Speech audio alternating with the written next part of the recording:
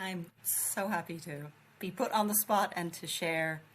And as you said, Kristen, not to necessarily nail down the question with answers. We want to keep the question open.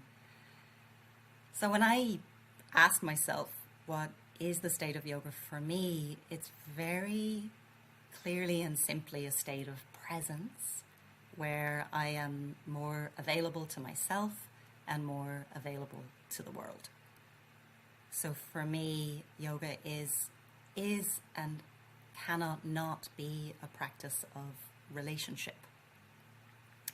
And I may feel more expansive, more connected, more calm, more adaptable, more witnessing as a result of the state of yoga. But interestingly for me, that does not only come from what we would traditionally call yoga practices.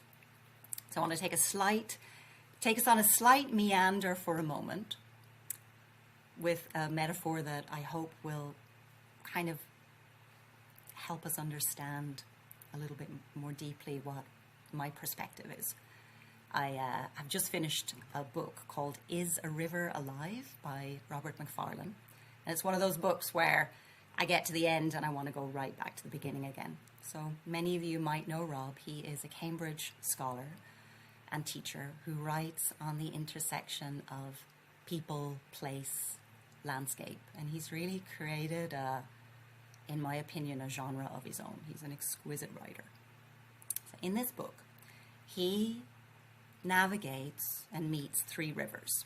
One is the Rio de los Cedros in Ecuador. One is, it's actually three rivers that enter into the enormous megacity of Chennai in India.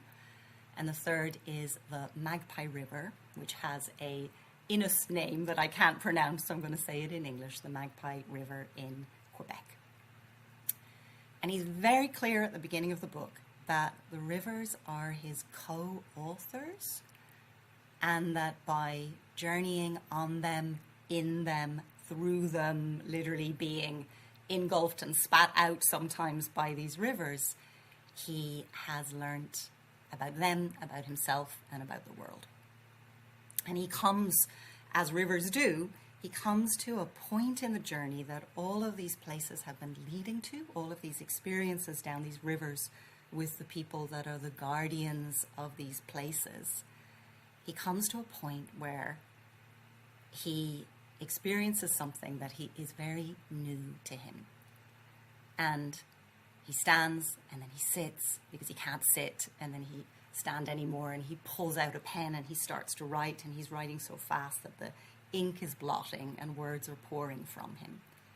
And at the end of that experience, he says three exquisite words. He says, I am rivered. I am rivered.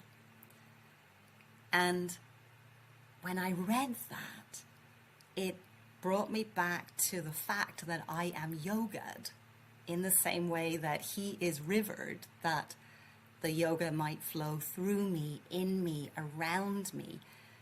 But it, in essence, has to bring me, like Mary was saying, it has to bring me into relationship with everything and everyone, with human animals, with more than human animals, with mountains, with rivers, with trees.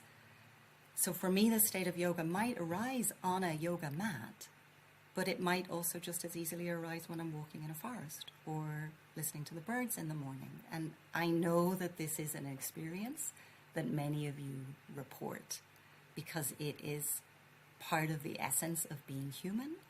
And yoga is this beautiful map that helps us get there, that for me is also a tool of existence, if we want to call it that, just in the same way that the birds and the trees and the waters and the landscapes are also a part of existence.